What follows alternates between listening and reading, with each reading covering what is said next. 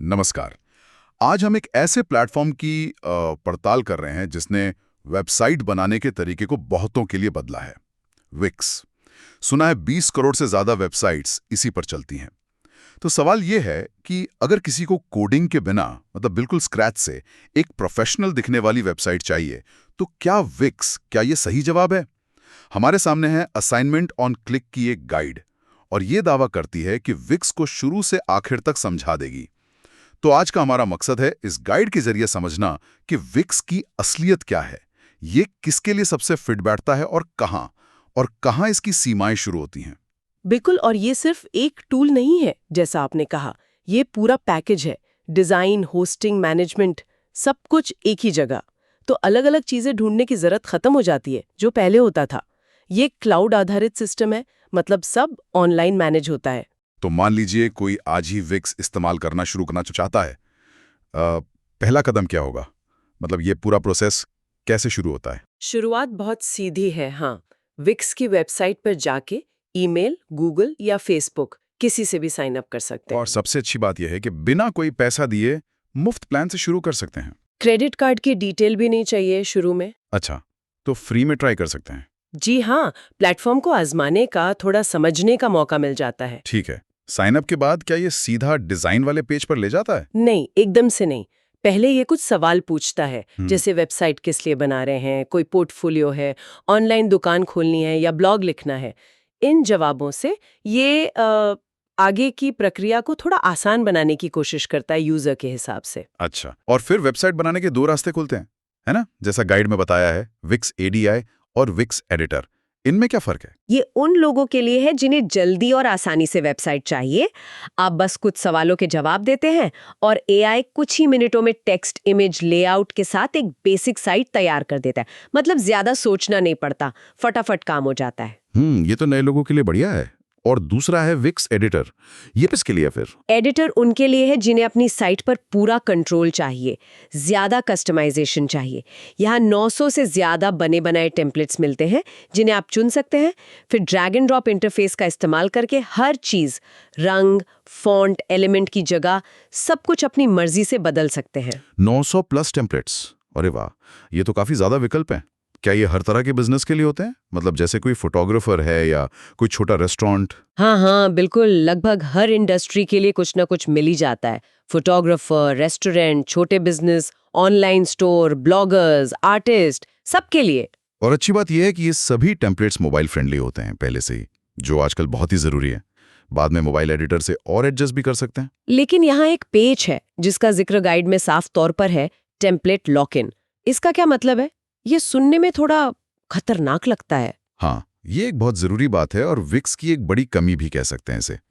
मतलब ये है कि एक बार आपने टेम्पलेट चुन लिया और उस पर काम करना शुरू कर दिया, कंटेंट डाल दिया, तो बाद में आप टेम्पलेट बदल नहीं सकते। अगर आपको बाद में लगे कि डिजाइन पसंद नहीं आ रहा या आपकी जरूरत बदल गई है, तो आपको पूरी साइट एक नए टेम्पलेट पर फिर से बनानी होगी, शुरू से। ओह, तो मतलब टेम्पलेट बहुत सोच समझ के चुनना होगा। बिल्कुल, शुरुआत में ही इस पर ध्यान देना बहुत जरूरी है। ये विक्स का एक लिमिटेशन है। अच्छा, ये ध्यान रखने वाली बात है।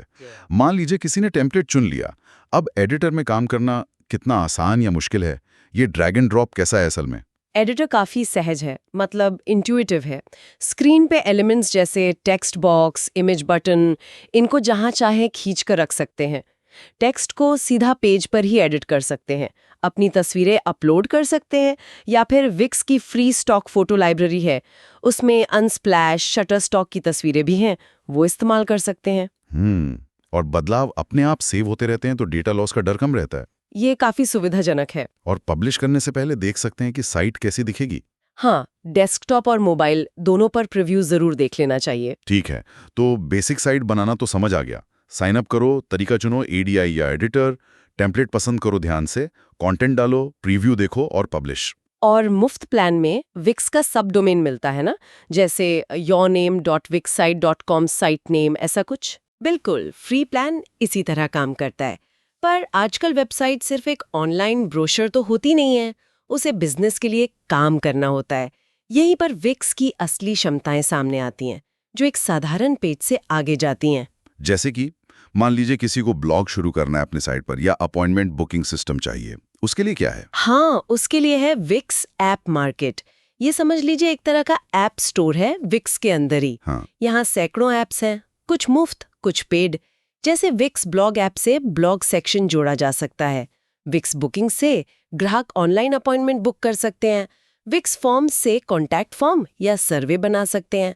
विक्स चैट से लाइव चैट लगा सकते हैं। अच्छा, तो ये ऐप्स साइट की फंक्शनैलिटी बढ़ा देते हैं। जी हाँ, और ये आसानी से साइट में जुड़ जाते हैं बिना किसी कोडिंग के। और एसईओ यानी सर्च इंजन ऑप्टिमाइजेशन, गूगल पर साइट दिखे, उसके लिए विक्स में कुछ है? हाँ, विक्स में बिल्ट इन एसईओ टूल्स हैं। ये आपको एक पर्सनलाइज्ड चेकलिस्ट देता है कि आपकी साइट को गूगल पर बेहतर रैंक करने के लिए क्या-क्या सुधार करने चाहिए, जैसे सही कीवर्ड चुनना, इमेज ऑल्ट टेक्स्ट लिखना, मेटा डिस्क्रिप्शन तैयार करना। एक एसईओ विजार्ड भी है, तो स्टेप बाय स्टेप गाइड करता है। तो ये बेसिक एसईओ के लिए ठीक है। हाँ, बेसिक से इंटरमीडिएट एसईओ जरूरतों के लिए यह काफी मददगार हो सकता है। हालांकि ये किसी डेडिकेटेड एसईओ एक्सपर्ट का विकल्प नहीं है, पर शुरुआत के लिए अच्छा है। क्या ईमेल मार्केटिंग और ऑनलाइन स्टोर चलाने के लिए भी विक्स में सुविधाएं हैं? मान लो किसी को अपने प्रोडक्ट्स बेचने हैं। हाँ, दोनों के लिए है। विक्स ईमेल मार्केटिंग टूल से आप न्यूज़लेटर या प्रमोशनल ईमेल डिजाइन करके भेज सकते हैं, उन्हें ट्रैक कर सकते हैं। और ई कॉमर्स के लिए, खासकर छोटे से मध्यम बिजनेस के लिए, विक्स स्टोर्स काफी केपेबल है। आप प्रोडक्ट लिस्ट कर सकते हैं, इन्वेंट्री मैनेज कर सकते हैं, स्ट्राइप, पेपाल, स्क्वायर जैसे पेमेंट गेटवे जोड़ सकते हैं। स्टोर का लुक एंड फील भी काफी हद तक कस्टमाइज किया जा सकता है। पेमेंट गेटवे इंटीग्रेशन आसान है। हाँ, पॉपुलर वाले आसानी से इंटीग्रेट हो जाते हैं। प्रीमियम प्लान्स में अबैंडन्ड कार्ट रिकवरी जैसे एडवांस्ड फीचर भी मिलते हैं, जो बिक्री बढ़ाने में मदद करते हैं। और ये सब चलता रहे, इसके लिए होस्टिंग और सुरक्षा का क्या इंतजाम है? ये सब विक्स ही देखता है। हाँ, होस्टिंग विक्स खुद ही मैनेज करता है। आपको अलग से होस्टिंग खरीदने की जरूरत नहीं। वे 99.98% अपटाइम का दावा करते हैं और मल्टी क्लाउड होस्टिंग का इस्तेमाल करते हैं। मतलब आपकी साइट का डेटा दुनिया भर में फैले कई सर्वरों पर रहता है, ताकि स्पीड अच्छी रहे और साइट डाउन ना हो। और सिक्योरिटी? सुरक्षा के लिए SSL सर्टिफिकेट, जो वेबसाइट एड्रेस में HTTPS दिखाता है, अपने आप मिलता है सभी साइट्स पर, फ्री प्लान पर भी। और डीडोस हमलों से सुरक्षा भी शामिल है। ठीक है। और कस्टम डोमेन, मतलब yourwebsite.com जैसा? वो प्रीमियम प्लान के साथ मिलता है। आप विक्स से ही खरीद सकते हैं, या अगर आपके पास पहले से है तो उसे कनेक्ट कर सकते हैं। कई प्रीमियम प्लान में पहले साल के लिए डोमेन मुफ्त भी मिलता है। तो ये सब छोटे बिजनेस, फ्रीलांसर या क्रिएटिव लोगों के लिए तो काफी अच्छा लगता है। पर क्या विक्स बड़े प्रोजेक्ट्स या उन डेवलपर्स के लिए भी कुछ देता है जिन्हें ज्यादा कंट्रोल या कस्टम चीजें बनानी हो, या यहाँ इसकी सीमाएं आ जाती हैं? नहीं, यहाँ भी विक्स ने सोचा है। यहीं पर विक्स के एडवांस्ड फीचर्स काम आते हैं। दो मुख्य चीजें हैं इस दिशा में, विक्स स्टूडियो और वेलो बाय विक्स। विक्स स्टूडियो, ये क्या चीज है? विक्स स्टूडियोज खासतौर पर फ्रीलांसरों और एजेंसियों के लिए बनाया गया है, जो क्लाइंट्स के लिए वेबसाइट बनाते हैं। इसमें स्टैंडर्ड एडिटर से ज्यादा एडवांस डिजाइन कंट्रोल मिलते हैं, टीम मेंबर्स के साथ रियल टाइम में मिलकर काम करने की सुविधा है, और आप रीयूजेबल एसेट्स बना सकते हैं, जैसे ब्रांड किट या कस्टम टेम्पलेट्स, ताकि काम तेजी से हो सके। ये ज्यादा प्रोफेशनल वर्कफ्लो के लिए है। ये तो एजेंसियों के लिए काम का लग रहा है। और वेलो बाय विक्स, ये नाम थोड़ा टेक्निकल लगता है। हाँ, वेलो ये वाकई टेक्निकल है। ये एक फुल स्टैक डेवलपमेंट प्लेटफॉर्म है। इसका मतलब है कि अगर आपको कोडिंग आती है, खास तौर पर जावास्क्रिप्ट और APIs की समझ है, तो आप विक्स साइट के साथ बहुत कुछ कस्टम कर सकते हैं जो नॉर्मल एडिटर से मुमकिन नहीं है। जैसे कि क्या-क्या कर सकते हैं वेलो से? जैसे आप बाहरी डेटाबेस से कनेक्ट कर सकते हैं, कस्टम यूजर इंटरैक्शंस बना सकते हैं, कॉम्प्लेक्स फॉर्म्स बना सकते हैं, या थर्ड पार्टी सेवाओं को इंटीग्रेट कर सकते हैं जो ऐप मार्केट में शायद ना हो। ये विक्स को सिर्फ एक वेबसाइट बिल्डर से कहीं ज्यादा एक वेब एप्लीकेशन डेवलपमेंट प्लेटफॉर्म जैसा बना देता है। लेकिन हाँ, इसके लिए तकनीकी ज्ञान जरूरी है। तो ये विक्स के आसान इस्तेमाल वाले मूल सिद्धांत से थोड़ा हटकर है, पर फ्लेक्सिबिलिटी देता है। बिल्कुल, ये उन लोगों के लिए है जिन्हें ज्यादा पावर और कस्टमाइजेशन चाहिए और जो कोडिंग से कंफर्टेबल है। क्या डिजाइन और AI के क्षेत्र में भी कुछ एडवांस है? आजकल AI की बहुत बात हो रही है। हाँ, एडिटर में आप कस्टम एनिमेशन और स्क्रॉल इफेक्ट्स जोड़ सकते हैं ताकि साइट ज्यादा एंगेजिंग लगे। और AI टूल्स भी इंटीग्रेटेड है, जैसे AI टेक्स्ट क्रिएटर है जो कंटेंट लिखने में मदद कर सकता है या कम से कम आइडिया दे सकता है। AI इमेज क्रिएटर है जो टेक्स्ट प्रॉम्प्ट से इमेज बना सकता है। ये सब काम को तेज करने में मदद कर सकते हैं, खासकर जब आप कहीं अटक गए हो। अच्छा, और अगर बिजनेस बहुत बड़ा हो जाए तो मान लो साइट पर ट्रैफिक बहुत बढ़ गया या बहुत सारे प्रोडक्ट्स हो गए, स्केलेबिलिटी कैसी है? उसके लिए एंटरप्राइज प्लान्स है। इनमें डेडिकेटेड अकाउंट मैनेजर, ज्यादा स्टोरेज और बैंडविड्थ, बेहतर सुरक्षा फीचर्स और प्रायोरिटी सपोर्ट मिलता है। तो सैद्धांतिक रूप से विक्स छोटे ब्लॉग से लेकर बड़े एंटरप्राइज लेवल तक स्केल कर सकता है, बशर्ते आप सही प्लान और टूल जैसे जरूरत पड़ने पर वेलो इस्तेमाल करें। एक ही अकाउंट से कई साइट्स मैनेज करने की सुविधा भी है। फीचर्स तो बहुत हैं अलग अलग जरूरतों के लिए, लेकिन अब आते हैं मुद्दे की बात पर। इन सब की कीमत क्या है? आपने मुफ्त प्लान का जिक्र किया था। हाँ, मुफ्त प्लान है और ये हमेशा फ्री रहता है, लेकिन इसमें दो मुख्य बातें हैं। एक तो आपकी साइट पर विक्स के विज्ञापन दिखेंगे और दूसरा आपको विक्स का सबडोमेन ही इस्तेमाल करना पड़ेगा। तो ये सीखने के लिए या बहुत ही पर्सनल नॉन कमर्शियल यूज के लिए ठीक है। प्रोफेशनल साइट के लिए तो प्रीमियम प्लान लेना ही पड़ेगा, है ना? वो कैसे हैं? महंगे हैं? प्रीमियम प्लान कई लेवल पर हैं, जरूरत के हिसाब से। जैसे सबसे बेसिक प्रीमियम प्लान कॉम्बो है जो करीब $16 प्रति माह का पड़ता है। ये विज्ञापन हटाता है और आपको कस्टम डोमेन कनेक्ट करने देता है। ये पर्सनल साइट या पोर्टफोलियो के लिए अच्छा है। और अगर ज्यादा स्टोरेज चाहिए? तो अनलिमिटेड प्लान है, करीब $22 प्रति माह। इसमें स्टोरेज बढ़ जाती है। और ई कॉमर्स के लिए, दुकान खोलने के लिए? उसके लिए बिजनेस बेसिक प्लान से शुरू होता है, करीब $27 प्रति माह। ये आपको ऑनलाइन पेमेंट लेने की सुविधा देता है। और फिर बिजनेस अनलिमिटेड और बिजनेस एलीट जैसे और भी महंगे प्लान हैं, $32 से $159 प्रति माह तक, जिनमें एडवांस्ड ई कॉमर्स फीचर्स, ज्यादा स्टोरेज, प्रायोरिटी सपोर्ट वगैरह मिलता है। $159 प्रति माह, ये तो काफी ज्यादा है। हाँ, बिजनेस एलीट सबसे महंगा स्टैंडर्ड प्लान है। इसके ऊपर फिर एंटरप्राइज प्लान आते हैं, जिनकी कीमत कस्टम होती है जरूरत के हिसाब से। तो कीमत 16 से लेकर $150 प्लस प्रति माह या उससे भी ज्यादा जा सकती है। और क्या कोई छिपी हुई लागतें भी हो सकती हैं? मतलब कोई हिडन कॉस्ट? हाँ, कुछ चीजें ध्यान रखनी चाहिए। जैसे ऐप मार्केट में कई ऐप्स पेड होते हैं, तो उनका अलग से मंथली या सालाना सब्सक्रिप्शन हो सकता है। और कस्टम डोमेन नाम अगर पहले साल मुफ्त मिला है तो दूसरे साल से उसकी रिन्यूअल फीस देनी होगी।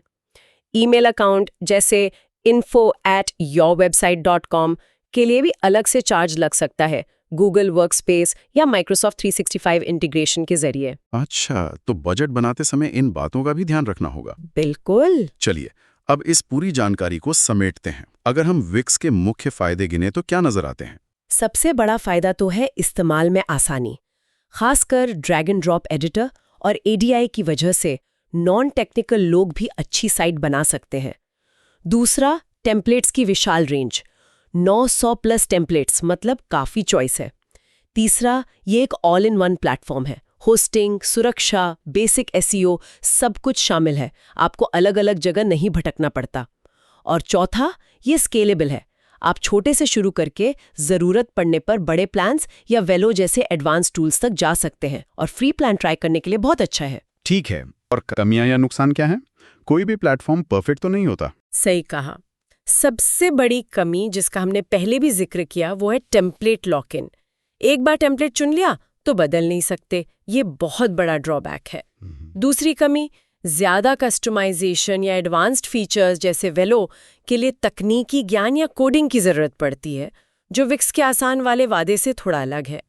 तीसरी, प्रोफेशनल ज़रूरतों जैसे कस्टम डोमेन, ई कॉमर्स या विज्ञापन हटाने के लिए प्रीमियम प्लान ज़रूरी हैं, और ये प्लान खासकर ई कॉमर्स वाले थोड़े महंगे हो सकते हैं। और चौथा, हालांकि SEO टूल है, पर बहुत ज़्यादा कॉम्पिटिटिव मार्केट में शायद ये एडवांस्ड SEO स्ट्रैटेजी के लिए काफ़ी न हो, आपको शायद बाहर से मदद लेने पड़े। समझ गया। अगर हम विक्स की तुलना दूसरे बड़े प्लेटफॉर्म से करें तो संक्षेप में क्या कहेंगे? जैसे स्क्वायरस्पेस के मुकाबले विक्स ज्यादा टेम्पलेट्स और एक मुफ्त प्लान देता है जो स्क्वायरस्पेस नहीं देता। स्क्वायरस्पेस टेम्पलेट बदलने की सुविधा देता है और उसका डिज़ाइन अक्सर ज़्यादा मिनिमलिस्ट और पॉलिश्ड माना जाता है। दोनों ही इस्तेमाल में आसान है। वर्डप्रेस के मुकाबले ये तो बहुत पॉपुलर है। वर्डप्रेस के मुकाबले विक्स शुरुआती लोगों के लिए बहुत ज़्यादा आसान है, क्योंकि होस्टिंग, सिक्योरिटी सब शामिल है। आपको कुछ मैनेज नहीं करना। वर्डप्रेस बेहद लचीला और शक्तिशाली है, प्लगइन्स और थीम्स की दुनिया है, लेकिन उसके लिए आपको होस्टिंग अलग से लेनी पड़ती है और उसे सीखने, मैनेज करने और सिक्योर रखने में ज़्यादा मेहनत और तकनीकी समझ लगती है। वर्डप्रेस पर आपका पूरा कंट्रोल होता है, विक्स पर थोड़ा कम। और शॉपिफाई के मुकाबले, खासकर ई-कॉमर्स के लिए? अगर आपकी साइट का मुख्य फोकस सिर्फ और सिर्फ ई-कॉमर्स है, खासकर बड़ा स्टोर है या बहुत कॉम्प्लेक्स इन्वेंट्री है, तो शॉपिफाई शायद बेहतर और ज़्यादा फोकस्ड प्लेटफॉर्म है। लेकिन अगर आपको एक वेबसाइट चाहिए जिसमें स्टोर एक हिस्सा हो, जैसे ब्लॉग, पोर्टफोलियो के साथ स्टोर, और वो छोटे से मध्यम आकार का हो, तो विक्स एक अच्छा और शायद ज़्यादा किफ़ायती विकल्प हो सकता है। विक्स ज़्यादा ऑलराउंडर है। ठीक है, ये तुलना मददगार है। अंत में, अगर कोई विक्स इस्तेमाल करने का फैसला करता है, तो गाइड के हिसाब से कुछ ज़रूरी बातें क्या हैं जिनका ध्यान रखना चाहिए? बेस्ट प्रैक्टिसेस कह सकते हैं। हाँ, कुछ मुख्य बातें हैं। पहला, साइट बनाने से पहले प्लानिंग ज़रूरी है। सोचिए आपकी साइट का लक्ष्य क्या है, आपकी ऑडियंस कौन है, कौन-कौन से पेज चाहिए, साइट का स्ट्रक्चर कैसा होगा। Plan first. दूसरा, स्पीड पर ध्यान दें। वेबसाइट जल्दी लोड होनी चाहिए, वरना लोग छोड़कर चले जाते हैं। इमेज को कंप्रेस करें, बेवजह के एनिमेशन या इफेक्ट्स कम रखें। सही बात है, स्लो साइट किसी को पसंद नहीं। तीसरा, कंटेंट और एसईओ को नियमित रूप से अपडेट करते रहें। ब्लॉग पोस्ट डालें, जानकारी ताज़ा रखें। गूगल भी फ्रेश कंटेंट पसंद करता है। चौथा, हर डिवाइस पर टेस्ट करें। आपकी साइट डेस्कटॉप, टैबलेट और अलग-अलग मोबाइल स्क्रीन पर सही दिखनी और काम करनी चाहिए। क्रॉस डिवाइस टेस्टिंग, हाँ। तो पांचवा, मदद लेने में संकोच ना करें।